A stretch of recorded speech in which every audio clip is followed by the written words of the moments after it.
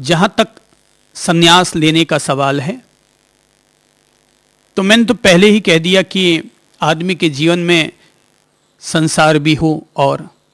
संन्यास भी हो, केवल संसार ही न रह जाए, संन्यास भी अवश्य हो। हां, केवल संन्यास हो वहां तक तो बात सर्वश्रेष्ठ है, और केवल संसार हो यह बात भी बिल्कुल जीवन से हटाने जैसी है। तो जीवन में संसार को अगर हम मानते हैं उत्सव का प्रतीक, संसार को अगर हम मानते हैं आनंद लेने का प्रतीक, मटर गश्ती करने का प्रतीक, जीवन को खुशहाल बनाने का प्रतीक, तो मैं कहूंगा ध्यान को हम मानेंगे संन्यास को जीने का प्रतीक, स्वयं को आत्म तत्व की तरफ ले जाने वाला प्रतीक, परमात्मा की तरफ ले जाने वाली पगडंडी। तो एक तरफ सेलिब्रेट भी करो और एक तरफ मेडिटेट भी करो, ध्यान भी हो और उत्सव भी हो, संसार भी हो और संन्यास भी हो। संसार के साथ अगर संन्यास चलेगा तो धीरे धीरे संसार भी हमें मुक्ति की तरफ ले जाएगा। तो ये हमारा लक्ष्य होना चाहिए, हमारी आंखों में ये सपना होना चाहिए कि एक न एक दिन हम भी जरूर संत बनेंगे और जीवन में संन्यास धारण करके अपने शेष जीवन को धन्य करेंगे। अगर जिस दिन हम लोग संसार की उम्र की दहलीज को पार कर देंगे, तो जैसे कि मान लेते हैं कि गृहस्थ आश्रम की उम्र 50 साल है, और अगर लगता है मोहाशक्तियां ज्यादा ही हैं और नहीं छूट पाती हैं, तो 60 साल खींचतान कर ले जाओ। लेकिन 60 साल जिस दिन हो जाएंगे, उस दिन के बाद 61वां वर्ष लगते ही हम लोग वानप्रस्थी की तरह जिएंगे, यानी कि वन में हैं तो वन में जाकर के व्यक्ति किस तरह से निर्लिप्त जीवन जिया करता है, उसी तरह से हम लोग घर में रहते हुए भी ऐसा निर्लिप्त जीवन जीने का प्रयत्न करेंगे। वानप्रस्थी, वानप्रस्थी यानी मुक्ति की तरफ बढ़ गया, गृहस्थी यानी उलझ गया, गृहस्थी यानी उलझ गया और वानप्रस्थी यानी निकल गया, समाधि की तरफ निकल गया 2 कदम। अब पहुंच पाना या ना पहुंच पाना वो एक अलग मुद्दा हो गया, लेकिन अपनी ओर से व्यक्ति ने पुरुषार्थ तो शुरू कर दिया। पहुंच पाए कि ना पहुंच पाए वो अलग बात है, लेकिन निकल तो पड़े। सद्भाव तो जग गया, संकल्प तो जग गया, इच्छा शक्ति तो भीतर में निर्मित हो गई। तो वानप्रस्थी की तरह फिर जैसे वन में व्यक्ति स्थित रहा करता है, ऐसा जीवन हमारा हो जाना चाहिए। खाएंगे तो भी शुद्धता पूर्वक खाएंगे, शाकाहार ग्रहण करेंगे, रात्रि भोजन नहीं करेंगे, संयमित जीवन जिएंगे, पानी पिएंगे तो छान कर पानी पिएंगे, बोलेंगे तो पवित्र वाणी बोलने का प्रयत्न करेंगे, सोचेंगे तो अच्छे सकारात्मक विचार सोचने का प्रयत्न करेंगे, और अगर जीवन में अच्छी बुरी कोई घटना हो भी जाएगी तो उसे अपनी घटना न समझते हुए उसे प्रकृति की व्यवस्था मानकर सहजता से स्वीकार कर लेंगे। तो ये सब वो तरीके होते हैं जो आदमी को गृहस्थ आश्रम से धीरे धीरे वानप्रस्थ की तरफ ले जाते हैं। तो फिर जिस दिन लगता है अब हमारी वानप्रस्थ की उम्र शुरू हो गई, तो घर गृहस्थी के कार्य और दायित्वों में अपने आप को मत उलझाओ। अब जो हमारे बच्चे बड़े हो गए हैं उन पर सौंप दो, भाई हम कब तक खींचते रहेंगे उनकी गाड़ी को और अपनी गाड़ी को, कब तक हम उनकी जिम्मेदारियों को अपने पर निभाते रहेंगे। अब हमारे बच्चे कोई लूले लंगड़े तो है नहीं, कोई अपाहिज और अंधे तो है नहीं जो हम उनकी ताउम्र तक सेवा संभालते रहें और व्यवस्था के प्रति चिंतित बने हुए रहें। अब वो भी समर्थ हैं। आप अगर 60 साल के हो गए तो इसका मतलब तय है कि आपका बच्चा 30 साल का निश्चित तौर पर हो चुका है, और 30 साल का बच्चा बच्चा नहीं होता, 30 साल का इंसान एक पूर्ण मनुष्य होता है, और पूर्ण मनुष्य के लिए पीछे चिंता करना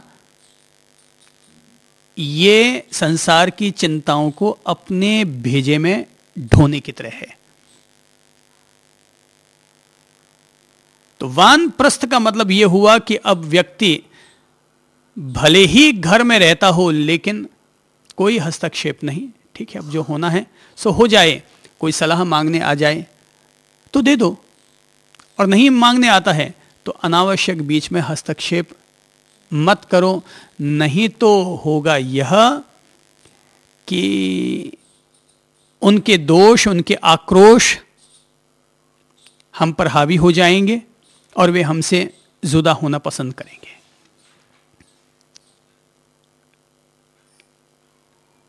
और अगर लगता है कि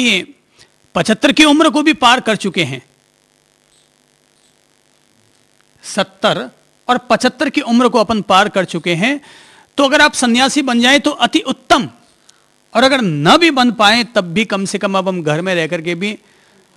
पूरी तरह संत का ही जीवन जिएंगे। अब हमारे लिए पत्नी कोई पत्नी नहीं है, अब हमारे लिए बच्चे कोई बच्चे नहीं हैं, हम सबके बीच में हैं, सबके साथ में हैं, मगर पूरी तरह से सबसे मुक्त हैं। घर में हैं, एक टाइम 2 टाइम खाना खा लेते हैं, दूध पी लेते हैं, चाय पी लेते हैं, बस। अथवा कोई जरूरत है, आवश्यकता है तो 6 महीने में 2 जोड़ी कपड़े के करवा लिए, 3 जोड़ी करवा लिए, बस बहुत है, मस्त है। अब तो प्रभु भजन के लिए, हरि भजन के लिए, ध्यान के लिए, अपने बुढ़ापे को सार्थक करने के लिए, जीवन के संध्या काल को धन्य करने के हम प्रयत्न करेंगे। अगर कोई व्यक्ति ऐसा करता है तो निश्चित तौर पर वो अपने जीवन में संसार को भी जी चुका होता है और संन्यास को भी जी चुका होता है। और अगर हम ऐसा नहीं करते हैं तो व्यक्ति संसार में पैदा होता है, संसारी होता है, संसारी होकर के ही मरता है, यानी कि वो मुक्ति का कमल नहीं बन पाता, अनासक्ति के फूल अपने जीवन में नहीं खिला पाता, वो प्रभु भजन नहीं कर पाता। वो फिर ठीक है, पैदा हुआ है, पढ़ा लिखा है, पैसा कमाया है और मरमरा के पूरा हो गया है। उसने अगर कोई भला किया भी होगा तो केवल अपने बच्चों का भला किया, पत्नी का भला किया, या ज्यादा से ज्यादा अगर कोई थोड़ा सा श्रवण कुमार होगा तो अपने माँ बाप का भला किया, पर अपना भला क्या किया? अपना आध्यात्मिक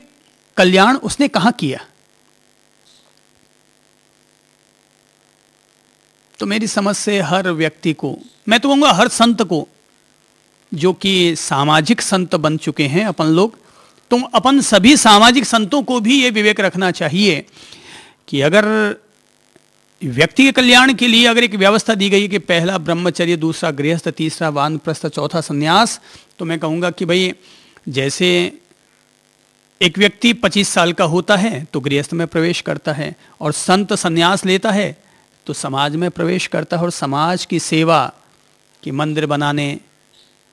कि मठ बनाने,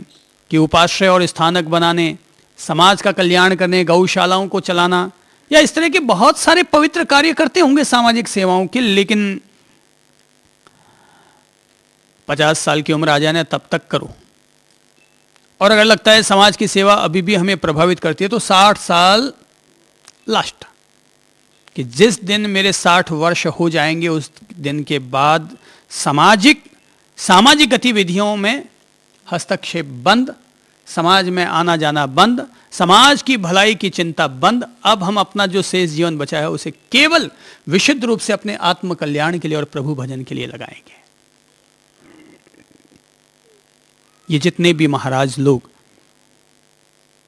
जो 60 वर्ष की उम्र हो जाने के बाद भी जो वाहन से चलते हैं उनको भी कहता हूं, और जो पैदल चलते हैं, वो 60 साल के हो गए इसलिए पैदल तो अब उनसे चला नहीं जाता, तो ठेला गाड़ियों पर और व्हील चेयर पर जो चलते हैं, मैं उनसे खास तौर पर अनुरोध करूंगा कि अगर 60 वर्ष हो चुके हैं तो अब समाज की चिंता को छोड़ो, चातुर्मासों की व्यवस्था को छोड़ो, और कहीं कोई भी शहर से दूर किसी ऐसे पवित्र स्थान का, शांत सौम्य स्थान का चयन कर लो जहां तुम अपने बुढ़ापे को प्रभु भजन के लिए, अपने संयम के लिए, अपने विशुद्ध तप त्याग के लिए, अपने आत्म कल्याण के लिए, अपने भाव विशुद्धि के लिए, आत्मशुद्धि के लिए समर्पित कर सको। जीवन को धन्य करना होगा, मुझे मेरे जीवन को धन्य करना होगा, आपको आपके जीवन को धन्य करना होगा, अपन सभी लोगों को अपना अपना जीवन धन्य करना होगा। हाँ, अगर अपन लोग संसार के होने के लिए आए हैं तो यहीं के बसे हुए रहो, और अगर मन में कुछ ऊपर उठने का, कुछ आध्यात्मिक सौंदर्य प्राप्त करने का, आध्यात्मिक सत्य की प्राप्ति का अगर कोई सपना हो, कोई लक्ष्य हो, तो हमें जीवन को धन्य करना होगा, जीवन के लिए कुछ फैसले करने होंगे और उन पर हमें चलना होगा।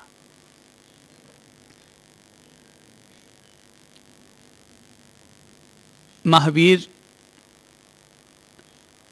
स्वयं संत पुरुष थे, लेकिन संत पुरुष होते हुए भी उन्होंने अपने हजारों लाखों अनुयायी बन जाने के बावजूद उन लोगों से यह बात कहने का दुस्साहस किया कि केवल सिर मुंडा लेने से कोई व्यक्ति श्रमण नहीं हो जाता, केवल भूखे मर लेने से कोई व्यक्ति तपस्वी नहीं हो जाता। यह बहुत बड़ी क्रांति की बात है। जबरदस्त इस तरह की बात कहना कि जिस व्यक्ति ने अपनी ओर से हजारों हजार लोगों को सन्यास की दीक्षा दी हो, लेकिन उसके बावजूद वो व्यक्ति अगर ऐसा कह रहा है कि केवल सिर मुंडाने से कोई श्रवण नहीं हो जाता, ये अपन समस्त संत जनों के लिए, श्रावक जनों के लिए विचारने का बिंदु है।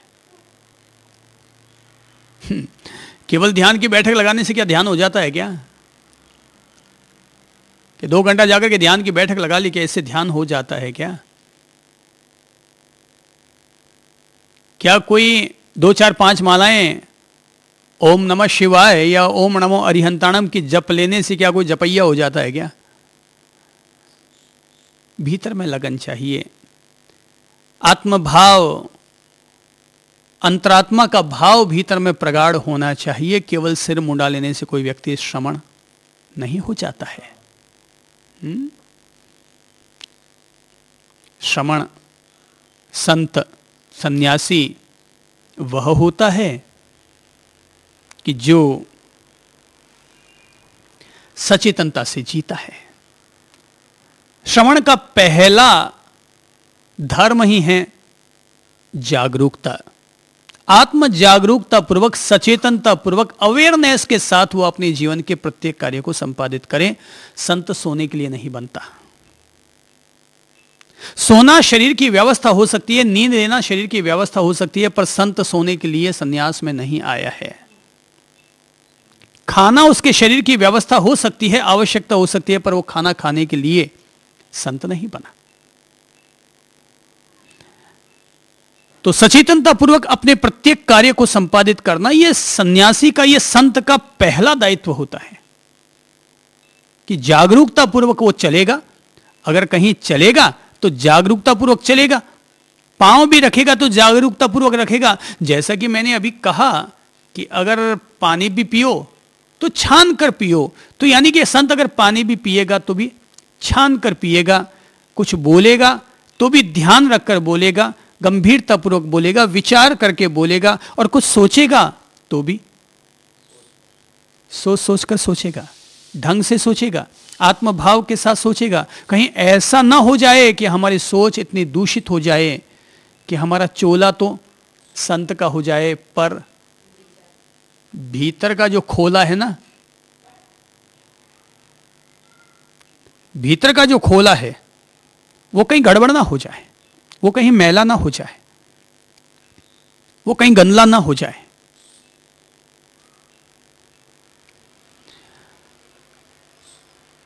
तो ये संत का पहला दायित्व होता है कि अगर हम लोग संत जीवन को जीते हैं तो हम लोग सचेतनता के साथ अपने प्रत्येक कदम उठाएं। और इसी के लिए ही महावीर ने 2 शब्दों का